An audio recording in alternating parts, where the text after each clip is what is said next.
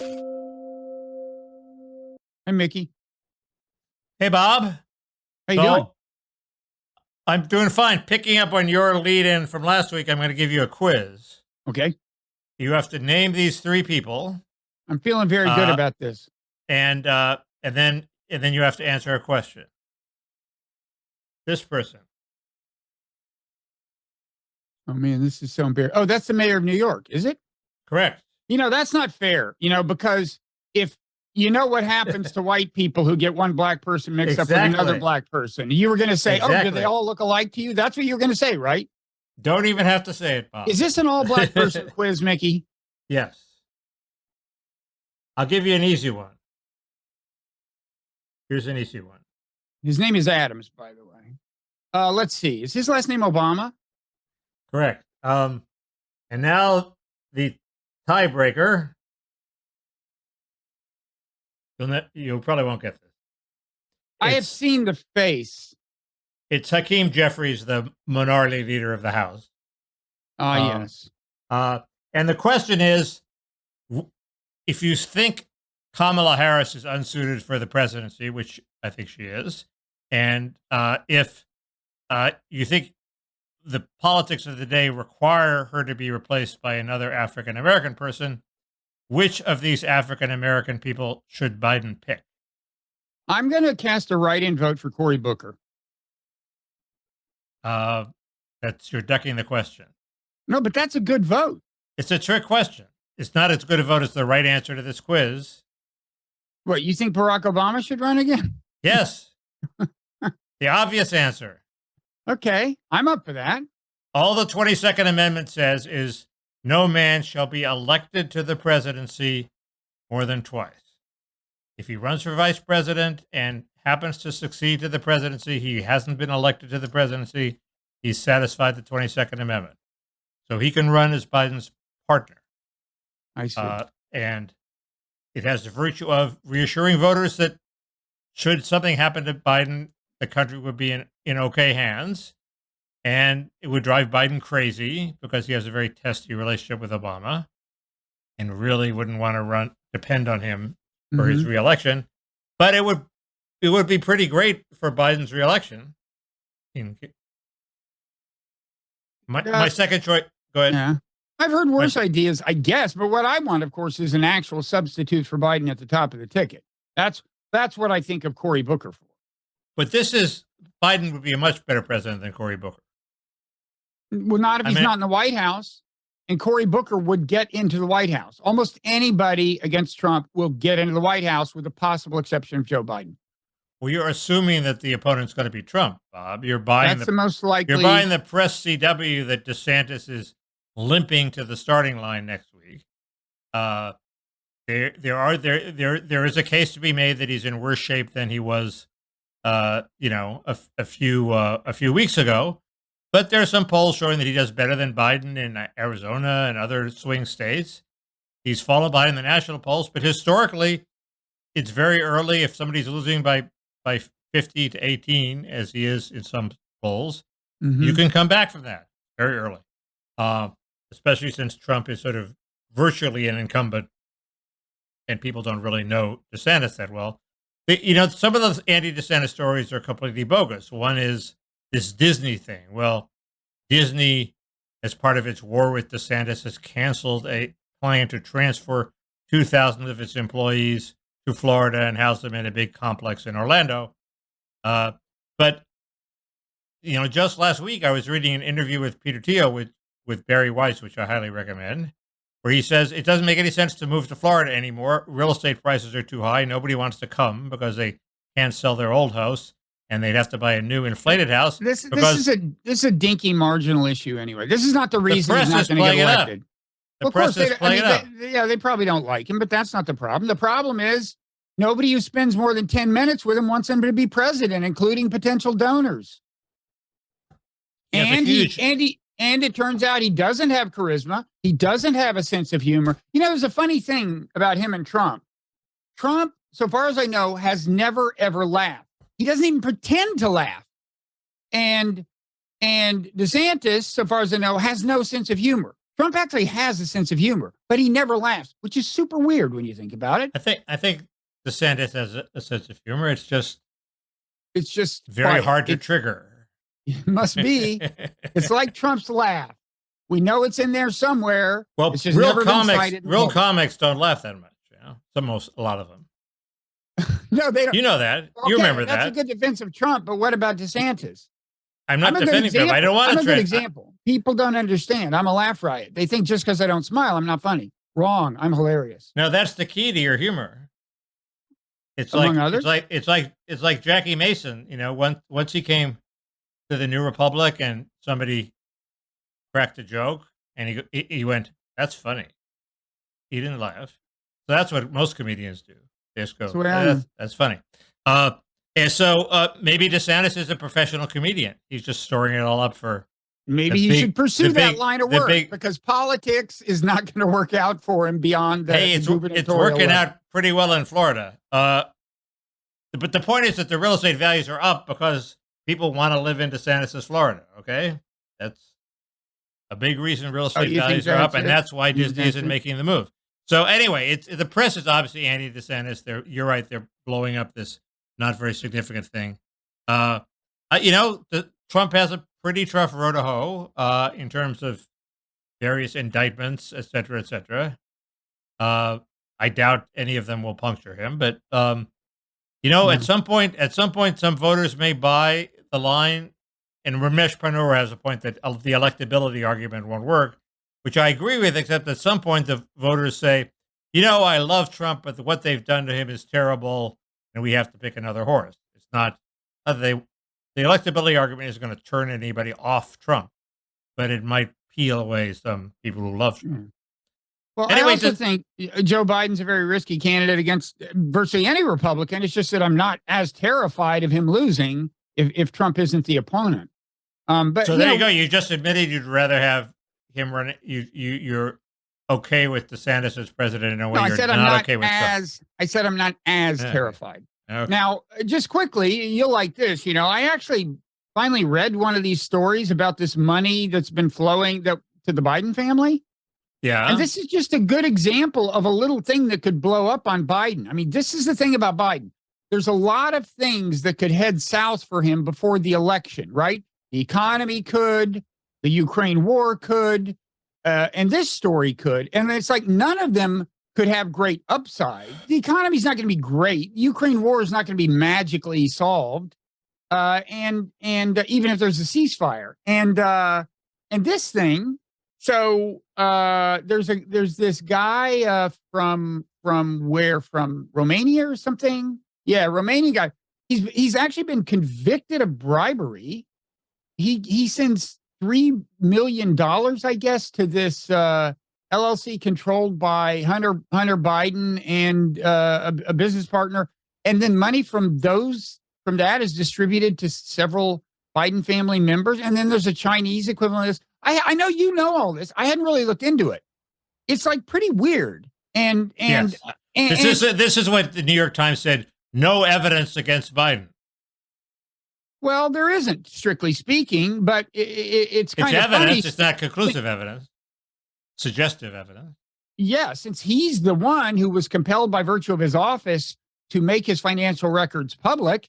And wouldn't you know it, this money goes to everyone related to him who's not under that obligation. It's kind of weird. And so it's a bad look to begin with. And who knows, something could come out. That's what I mean. It's just like there's all these coin flips for Biden that could go the wrong way. And there's almost no such thing as them going the right way in the sense that there's no big upside. And his age is, of course, another one.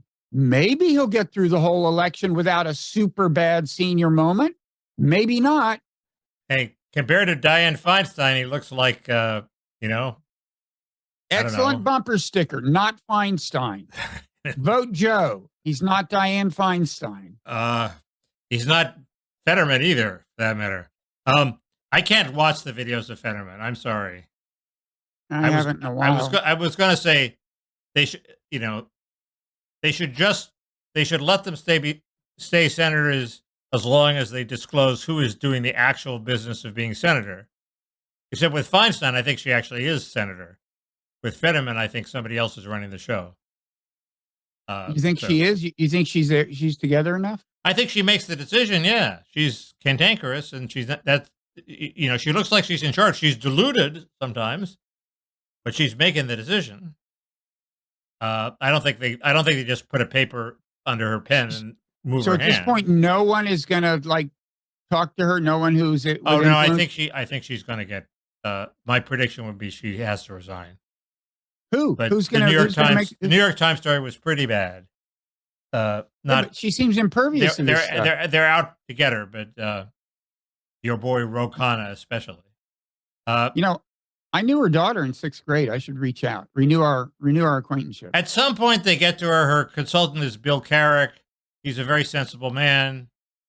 He's going to resist, phony attempts to push her out. But when there's a real attempt, when she's really incapable, he's going to convince her, I think. So Ro Khanna? He convinced Eric Garcetti not to run for president. So Ro Khanna, by the way, is another POC who would make an excellent successor to Joe Biden in 2024. The wrong color C. Wrong kind of C. The wrong C, you mean? The wrong C. Why? What's wrong with that? Elaborate, Mickey. Let's see how much trouble you can get into. Biden wants the black vote, and the black vote is not moved by an Indian from Silicon Valley. I'm sorry. Even Barack Obama had trouble with not being the right kind of black person. That's where Michelle came in. Michelle was more of a, what's the word? I'm not helping you out. I don't know. You get out of this. What is the word? Non-newcomer. There is a word. There's an official word for it, but the people who got the reparations. Is it not an Oreo? Is that the term you're looking for, Mickey? No, they didn't know he was an Oreo. He was a guy whose father came over, whose blackness was because his father came over from Africa very recently. He wasn't somebody who'd grown up in America. Oh, I see. Oh, I don't think that counts. I don't think that counts against him. Oh, I do. And Michelle was the opposite. So Michelle provided the necessary longevity in the United States. There's a word for it. So anyway, but the key point that Mark Halperin made, and he had a whole case against DeSantis, and he correctly says that the problem is Trump talks in poetry and DeSantis talks in prose. That's a nice way of putting it. But DeSantis can talk about the issues. They're all saying his only issue is electability. No, he can talk about the issues, and he can, if he ever gets on stage with Trump, he can beat Trump with the issues. He may never get on stage with him. That's the problem. Anyway, Halperin says if DeSantis wins Iowa and New Hampshire, he will be the nominee, even after pissing on him. And I sort of think, I think that's optimistic for DeSantis, because even if Trump loses Iowa and New Hampshire, the media so wants him that they will keep Trump alive and keep pissing on DeSantis, and Trump won't give up. So I think Halperin's wrong, but it does show that he has a shot. I hate to be a champion of the Iowa caucuses, which is the horrible excrescence on the face of democracy that I thought we had gotten rid of when they couldn't name the winner they had 2 gotten times. rid of it. Is that still first? I thought it's still first for the Republicans. I don't know about for the Democrats. Oh, for the Republicans. Okay. So yes, there's still going to be a race in Iowa, and DeSantis has been out in Iowa, pressing the flesh and as much as he can. And don't you feel for a guy who's that misogynistic that he can't look people in the eye? I mean, that's thoughts and prayers. Yeah. The guy has a distinct view of humanity.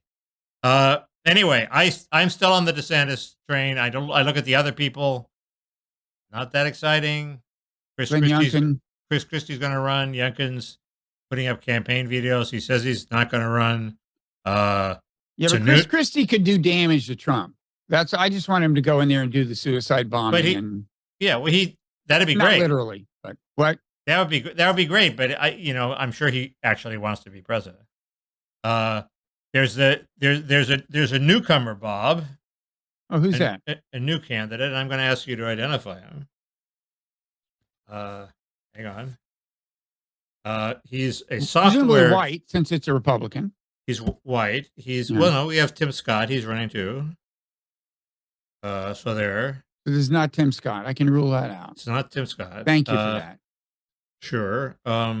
Increases my chances of getting it right. Should you ever present me with the picture, which could happen any moment now. There it is. Damn, I have seen that face. He looks like somebody you know, doesn't it? Yeah, but maybe I haven't. Who is it? It is. You don't even know? Mickey, this is ridiculous.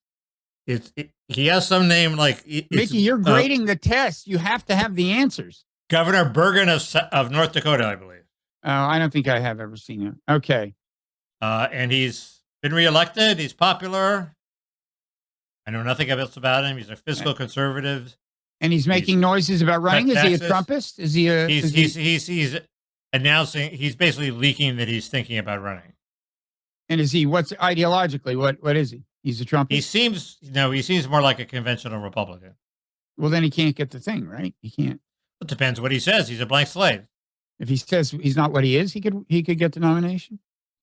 Well, maybe he's left the door open for being. North Dakota doesn't have a big border with Mexico, so may not be issue number one. Maybe he has a clean slate. He has no paper trail on that. You mean? He may. I don't know what his paper trail is. He hasn't had to vote on Social Security, certainly. Anyway, he's because he's a blank slate. Nobody hates him, I guess. Right. Anyway, so Mickey, I have a quiz for you. What was the development? The Senate had these AI hearings, right? Sam Altman, head of OpenAI, and a couple of other people. What would you say, from my point of view, the big development was?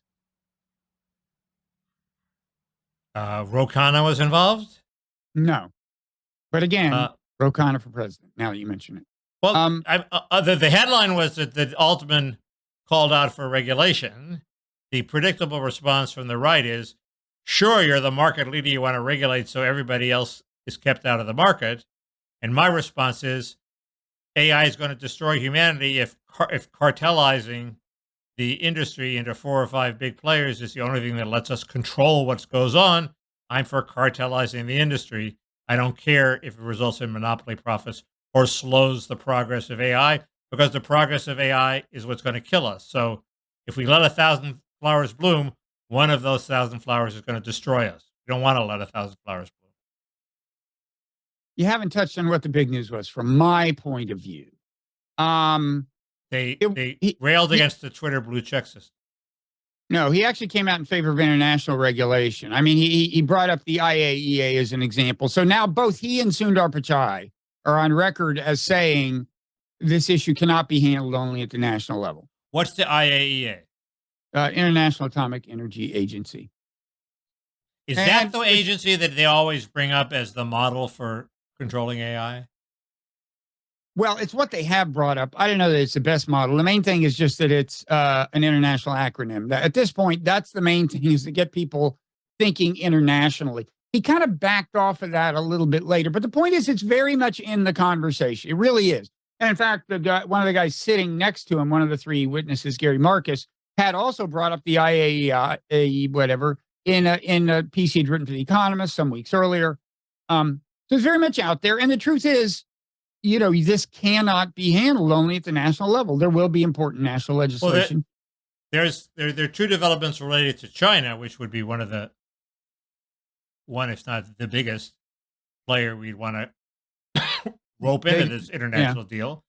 First, Jake Sullivan met with a Chinese guy in Vienna and apparently had a very constructive meeting, figuring out how to cool things down and have a rapprochement. Presumably, this is one of the issues they talked about.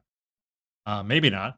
And the second thing is, China has apparently semi-definitively decided it wants to be secure more than it wants foreign investment, and it's cracking down on foreign investment, subjecting them to various espionage searches and making it difficult for business. And usually they would then rush out and say, oh, but we want we want to be friendly, we want to be open, and they haven't done that.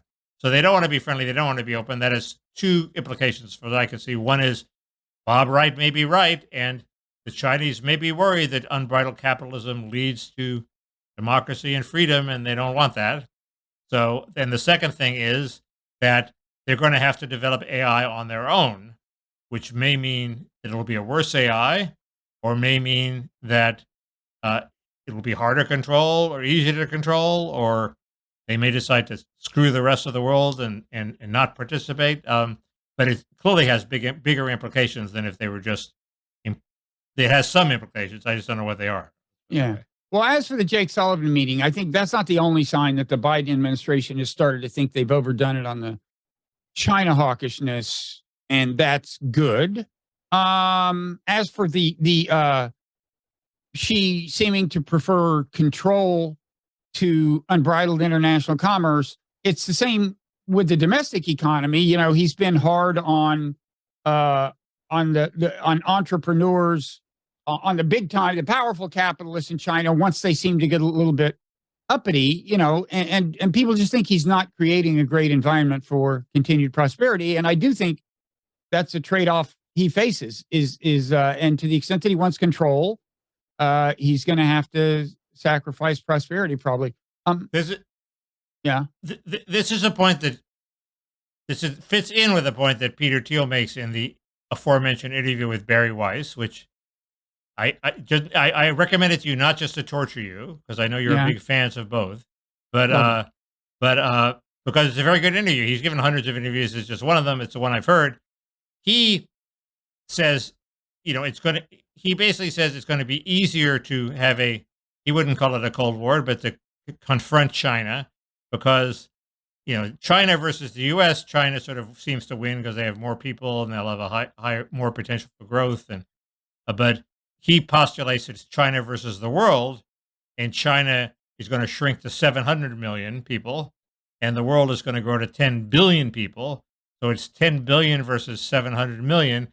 And if China is also not growing at the same rate and not prospering, they're in even worse shape. And I can't believe Xi doesn't see this. So what the hell is he going to do about it? I think maybe the answer is he has to strike now before it gets worse. strike in the sense of what? Invade Taiwan? Taiwan, yeah. I'm not sure that would get him out of the problem that Thiel seems to think he's in, but I'm not sure he's in it. I think they're smart enough to maintain good relations with more than 0 nations. Well, the Belt and Road Initiative isn't helping them. All the nations that owe them money are now really pissed off at them because they don't cut them any slack, and they make them pay in cash ahead of other creditors. And they're beginning to regret that they ever joined the Belt and Road Initiative. And Italy is one of them, I believe. They're about to pull out. Some are. I'm not that up on that, but they're getting pushed back. I mean, I think they've overdone the hawkishness for sure, and I'm not sure if they're starting to see it. But you know, on the AI, I kind of think they will. Regionally, they've gotten a certain amount of blowback from countries. I think they're taking some of that into account. But on the AI thing, one point I made in today's Nonzero newsletter, just parenthetically in the course of my piece on AI, is that I haven't heard discussed at all, is that you know, what Biden is doing now on AI is with these export controls and with leverage that more or less coerces other countries into imposing export controls. He's denying China the most high-powered microchips, as well as the most sophisticated equipment it would need to make its own. And I don't think people realize this increases China's incentive to invade Taiwan, at least in the following sense. You know, one thing people say, one reason people have thought, well, China wouldn't invade Taiwan because they know that as a last resort, the U.S. would bomb Taiwan's chip factory, their foundry, the what is it, TSMC? No, it's TSCM, and this makes China less concerned about that because now, because of these export controls, China's getting less in the way of chips from that factory anyway. In other words, so if that factory goes kablooey, it hurts China less than it would have hurt China before these export controls. It makes China more attracted to the idea of controlling Taiwan, and therefore, you know, either controlling the foundry itself if they get lucky and it doesn't get blown up, or worst case, foundry gets blown up, but they still control this island with all this know-how about how to make advanced chips. So it on both sides of the equation, it's increasing. As I understand it, maybe there's a counter argument. It's increasing the chances that China will invade Taiwan. How do you coerce the knowledge workers into working for China if they hate China? Well, China is now the government, Right. and first of all, China's been known to use coercive measures, but I doubt they'd have to resort to that. People are very flexible. Your country gets conquered. There's a new government. Most people don't join the resistance. Most people ask, how can I make the best of this bad situation? Tell it to Zelensky. Well, no, his country did not get taken over. He rebuffed an invasion. You don't think that if Ukraine got taken over by Moscow, the Ukrainians might make it a little difficult for Moscow? Did the Iraqis make it a little difficult for the United States? I think so. Actually, the vast majority didn't, and the vast majority wouldn't in Ukraine. The resistance is usually a small number of people, and it's usually not people who are accustomed to making $1 million a year. I mean, is that what chip scientists mean? If they're whatever they're making, how many of the $1 million a year people they can get on a plane and get out of there before the Chinese come? Well, not if it's a surprise. I don't know. We'll see. But I'm just saying. I'm not even asking like what exactly would happen. I'm asking what is China thinking that could happen. Putin, well, aren't they it doesn't also matter that Putin turned out couldn't successfully invade. He thought he could. That's what governed his decision. Aren't they also? China now has that example to look to. But aren't they also motivated to invade now because to get the chip factory before it's all, seed chip? And we're aware of this, and we're trying to set up branches of this company in other countries. And China wants to invade now before that happens, and while they still have the as much of the company as possible in Taiwan. Well, I don't think they have illusions about keeping the know-how from reaching other countries. They would just like some access to the products, and we're not denying them all chips by any means, but we are denying them the cutting-edge chips. My main point is, you kind of got the vibe. Let's get back to these hearings.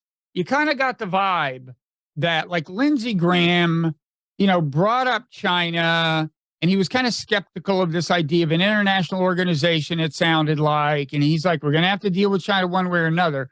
But you got the idea that what Biden's doing, except maybe a stronger version of it, is probably Lindsey Graham's idea of how you handle China on the AI front, assuming his idea is not that you just bomb the shit out of them, which it may be. And I'm just saying that's not a long-term solution. China's going to find a way to develop an indigenous capacity to make this stuff now that we're denying it to them.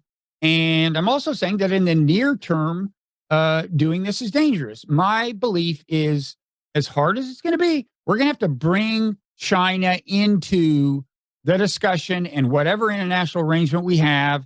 And it's going to be super challenging. This is both domestically and internationally. This is the biggest regulatory challenge in the history of humankind. It may not be doable. It may not be doable. We may be doomed. I don't know. But we're just going to have to set aside a lot of our current priorities and focus on this, is my view. There's some people who are, of course, most people aren't even optimistic about our ability to control it, even if it was just within the United States. But there are some people who are optimistic. Are there? I haven't read their articles, but there are a bunch of articles out there about here's how we can control AI. It's really not that bad. And are they applicable to the international stage? That's what I would want to know. Well, you're right. It's hard enough on the domestic stage. You don't have to answer that. Yeah, I don't know, but I will say there's a related point I want to make. It's like, first of all, Sam Altman totally charmed these senators, Democrats and Republicans alike, for the most part. Not a guy you want to piss off, Well, that's not the way they should be thinking about this if they're doing their jobs as public servants. It's like the scariest thing somebody ever told me is, hey, Mickey, I was editing your Wikipedia page last night. And Sam Altman said, hey, Bob, I was programming AI, ChatGPT, for what it says about you when people ask about you last night. And I don't think... Senator Graham, I doubt Sam Altman intervenes at that level. But what I want to say is, so they were totally charmed. They always intervene at that level. I don't think OpenAI does. Elon Musk does. Right. Well, he's one of them. He's a petty juvenile. No, he's not. These are actual adult human beings. These are mature adult human beings running OpenAI. Say what you will. They're not Elon Musk. They're normal people. Well, they still say I'm a movie producer and have written several books. So they didn't. But they didn't single you out. They're on my right side now. They didn't single you. I have my friends in high places. That's the bot talking, not the people who run the company. Now, let me just finish. I think it's a bad sign that they didn't ask him more challenging questions. Now, I've only listened to the first 2/3 of this, but I'm pretty sure they never got around to this. They were so wowed that he's inviting regulation. They're like, you're on our side. I mean, if they really understood how challenging this is, a question I think they might have asked is, and I hope I've got these facts right. I should have done a little fact checking, but my understanding is OpenAI chose to put out an API, which basically allows app makers to build on your platform. And I believe that it's as a result of that people started making these so-called agents, which, and maybe it's an oversimplification to say, but agents not only say things, they do things. You give them tasks and they go do them and then assess the results and do more and do more. And right away, when some people with the kind of, the catastrophists, the doomers, when they saw this, they said, oh my God, we're like months away from somebody turning this into this incredibly powerful hacking machine and that destroys the entire infrastructure of computers in the world or something. My point is, a good question for Sam Altman would have been, if you are as concerned as you say you are and as cognizant of the risks as you say you are, don't you think you should have paused before you even issued the API and said, let's have a national conversation? Is this a good idea to take the most powerful AI in the history of the universe, at least that's interacted with the public, and just put an API on it and say, now, again, I will be super embarrassed if I'm wrong and there is no API or it had nothing to do with those agent things. But I think this is what happened. And, he's just not getting those kinds of questions, which means all of these senators and all of their staffers together have I think, not really given much thought to this. Like they're all like the kinds of questions they ask is like the senator for Tennessee asked if AI would infringe on the intellectual property rights of Garth Brooks. Okay. This is the kind of thing they're concerned about. Hope it does. I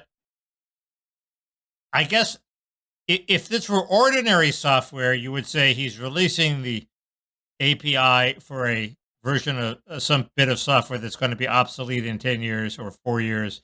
Not that bad. I have a feeling AI is a little different. You can build from Chat GPT into something much, much, much more powerful.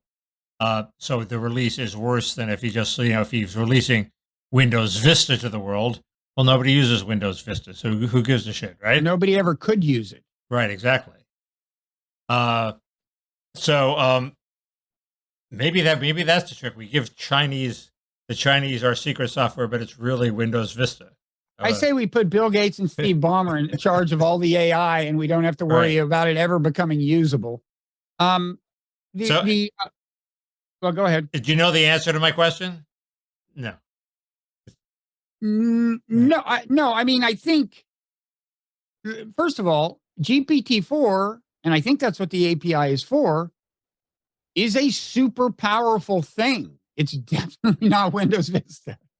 A. Now, B, you have this separate thing, and I think this is another thing that at least in the first 2/3 of the hearings, nobody brought up. Another indictment of these senators and their staff is that nobody brought up the escape of the llama. The fact that Facebook's AI, an acronym that comes out as llama, they apparently accidentally released. So the whole model is out there. In effect, it's like open source. I guess it's like people have the model itself. I thought they purposely released it to anybody who they trusted who sent him an email. Well, it wasn't quite that bad. They claim that everyone they gave it to had vowed, they gave it to a select number of something or others, and they didn't mean it to be released into the wild. But this is a good example. Questions they should have asked this hearing is, wait, should a company like you be able to issue an API without federal approval? And B, should Facebook have been allowed to hand out their model to anybody in particular without federal approval? I agree. I think it was really irresponsible, and it was designed to cover up the failure of the metaverse. It was a good distraction. Hey, we have a lot of AI. I think the metaverse will be back. Yeah. It's only sleeping. The chief of nailed to the perch. I think the metaverse will happen in the end if we survive long enough. In fact, that's how the robots sedate us into impotence, is in the metaverse. Good point. Yeah, why would you have to invent some screenwriter's gimmick for why they would want to sedate us as opposed to kill us. They're not a bad group of bots, Mickey. They'll have so much power. They're like, let them live. Screw it. We're heading for Mars, and we're heading for another galaxy anyway. Look, by the way, Sam Altman, very impressive. Seems smart, so far as I can tell, well-intentioned, charming. I have nothing against him personally, but the fact that they weren't harder on just whoever that was sitting before them and didn't ask them more challenging questions is very alarming. I agree with everything you said. Good. Is that what you wrote about this week? No, I just wrote about the international aspect in the in the Friday newsletter. Oh, okay. Because I was going to bust you for only listening to 2/3 of the hearing. Long hearing. And writing about it. Okay, well, I listened to the whole damn Peter Thiel interview, and it was slow going because they don't have a fast forward on their site. So you have to listen to it in real time. That's inexcusable. Tough. So what else do we got? We have Elon Musk goes after George Soros. My line on that is, yes, Elon Musk is super weird, and what he said is crazy and ridiculous. I wouldn't say it was anti-Semitic. It was just crazy and ridiculous. Yeah, I don't think every attack on Soros is anti-Semitic, but I don't know about Magneto. There's a long essay somewhere, I think Vox, about what the role Magneto plays in internal Jewish politics after the Holocaust. I don't want to go into it. Wait, is he a character in Transformers or what? Magneto's a comic book character? He's a Marvel character created by the Jews at Marvel. So it's not anti-Semitic, but it was waging some, as we say, the Jews at Marvel. It was waging some sort of internal doctrinal fight against other Jews elsewhere. So what do I know? Anyway, Magneto, as I saw the exchange, some guy talking to Musk brought up Magneto, and Musk just more or less ignored that, and this went on to his Soros wants to destroy humanity. It was almost that extreme. It was crazy. It was just crazy. There was also some Taylor Lorenz dust up. Do you know that Taylor Lorenz's uncle owns the Internet Archive, the Wayback Machine? Oh, really? And I think he denies ever interacting with her or something. So I don't want to. I don't want them to go after me. But there was some interaction with Musk about the Wayback Machine, Taylor Lorenz. I don't know what it is. I would never say anything bad about Taylor Lorenz. She's the finest American I've ever known. You want a quick Ukraine? Yeah, update? we have Ukraine. They're going to get F-16s from somebody. It's looking like they will eventually, which is weird because first of all, okay, that's our little warning bell. I'll snooze it for 5 minutes.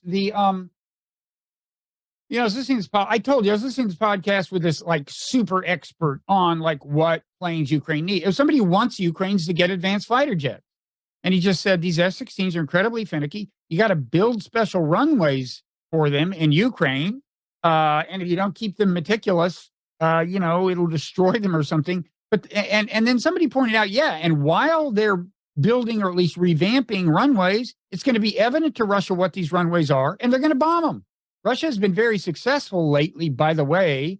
Apparently, there have been at least a couple of examples of them bombing apparently big ammo dumps far away from the battle lines, so they can do this kind of stuff. And so I don't know. This guy said the jets they need are these Swedish jets. I don't understand why Biden's caving on the F-16s. Apparently, there are good reasons not to want them to have them. But anyway, yeah, they're getting those. They got a very big German package, 30 tanks, over 100 other armored vehicles, and a bunch of other stuff. Yep. So, yeah.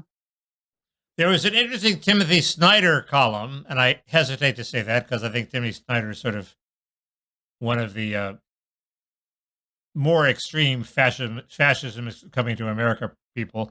But he pointed out that he focused on the schism between this chef who runs the Wagner Group and Putin, and the fact that we now have a schism within the Russian forces where I always mispronounce his name, so pronounce it correctly for me. Prigozhin sort of fancies himself now as an opposition to Putin, and he's basically gone almost all the way there. And no, I think that's exaggerated.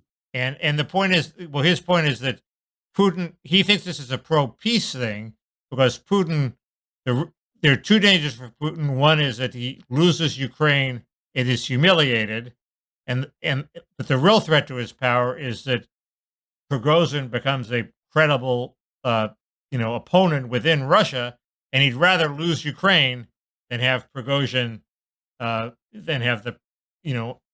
the Prigozhin people as a now a potential adversary. So it's an argument for, well, he might pull out of Ukraine rather than empower Prigozhin, I guess. I'm not an expert on Russia's internal politics. I mean, a litmus test for this kind of analysis is, did Snyder say that Prigozhin had referred to Putin as a, quote, grandpa? Did he pull out that? Either grandpa or clown. Yeah, I think that's just wrong. I mean, he did not say that. He certainly didn't explicitly say it about Putin. And when he realized that some people had taken it that way, he tried to clarify and say, no, he was talking about this. He didn't name the person he was talking about, but we all know who it was. It was Gerasimov. And he made it clear that it was Gerasimov without naming him. So I don't know. He definitely has not chosen to declare war on Putin now. In declaring war on the military establishment, he may have overplayed his hands, and Putin may now hate him and want to kill him for all I know, but he has not declared war on Putin. I will say, on the long-standing Bakhmut question of, was it really smart for Ukraine to pour so many resources and troops into the probably futile attempt to hold on to that town? The one good thing that came out of it from their point of view was ultimately this tension between Prigozhin and the military establishment, which had been evident months ago, but it really reached this new height where it definitely reached a point where Putin didn't like it. Well, according to the Discord leak, which everybody's condemning this racist, guy for leaking it, while they gleefully report the results of the leaks on the front page of their papers. One of the leaks was that Prigozhin had actually approached the Ukrainians and offered to give them the data on the Russian positions if they let him take Bakhmut. So they had, that's obviously, they're not idiots. It obviously tells them there's a potential schism between Prigozhin and the regular Russian government.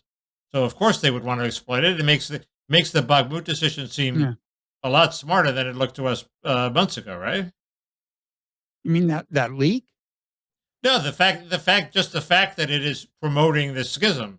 What you just said, I'm reinforcing what you just said is they definitely knew. Look, they definitely knew. They didn't have to guess that they might provoke the schism. The schism was staring them in the face. No, I think Bakhmut did promote the schism. I don't think that was Ukraine's plan, but that may be a welcome side effect. But this was months ago, so they've been refusing to withdraw for months because they knew that the schism was happening. Prigozhin started complaining about not getting enough, ammo and artillery shells and artillery support.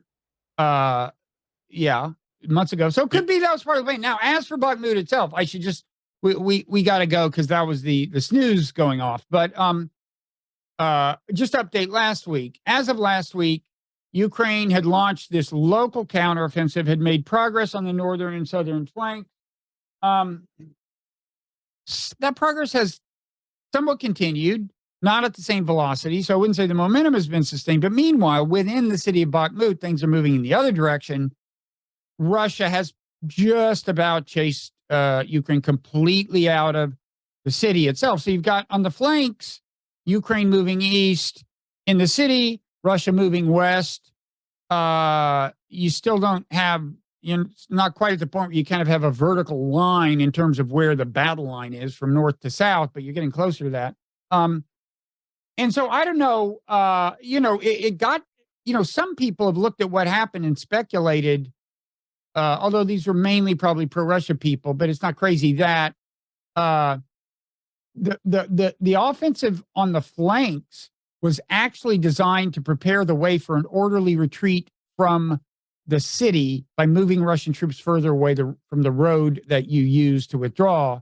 Because it's true that just at about the same time of the counteroffensive, Ukrainian troops started losing ground at a faster pace within the city, withdrawing, whatever.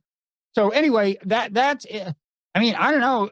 I don't know what happens next. I don't think Ukraine has the resources to now, because they have not moved any of the fresh troops that are for the offensive per se into Bakhmut apparently, and so they don't currently, I think, have the resources to encircle Bakhmut.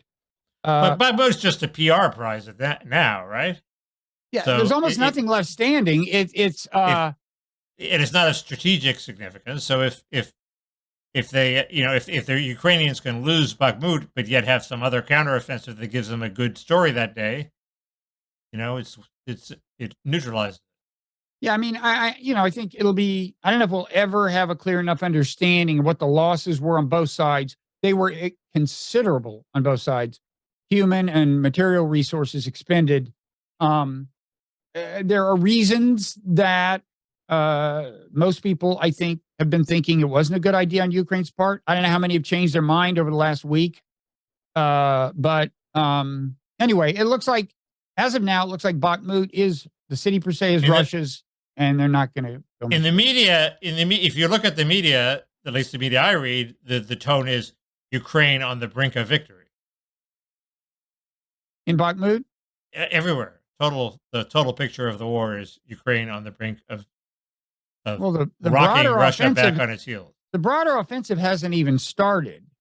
And right. and Russia has had these, it's hard to say with what you get through Western media. I mean, you probably haven't heard about these ammo dumps getting hit by Russia, which are non-trivial. And then there's this whole question of there was this barrage of missiles that tried to take out one of the 2 Patriot systems that are there. It did hit it and damage it. And maybe Russia's happy that it's figured out it can do that, but it apparently didn't take it out. The U.S. says it's been repaired. I don't know. There's a lot going on, but it's parrot room time, I think. Yes.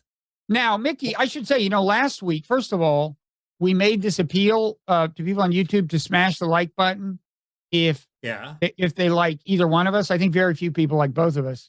Apparently it worked. We got, really, thank you. We got more likes than usual. That brought more views than usual. So a non-trivial number of people like at least one of us. It may be all you, but so we thank them and we encourage them to smash the like button again. We also encourage them to go to patreon.com/parrotroom, where we take the gloves off. Which Republican candidate are you? That would be a good BuzzFeed topic. Wait, how does that work? You mean I don't know. Who are you most like? Are you a humorless autist?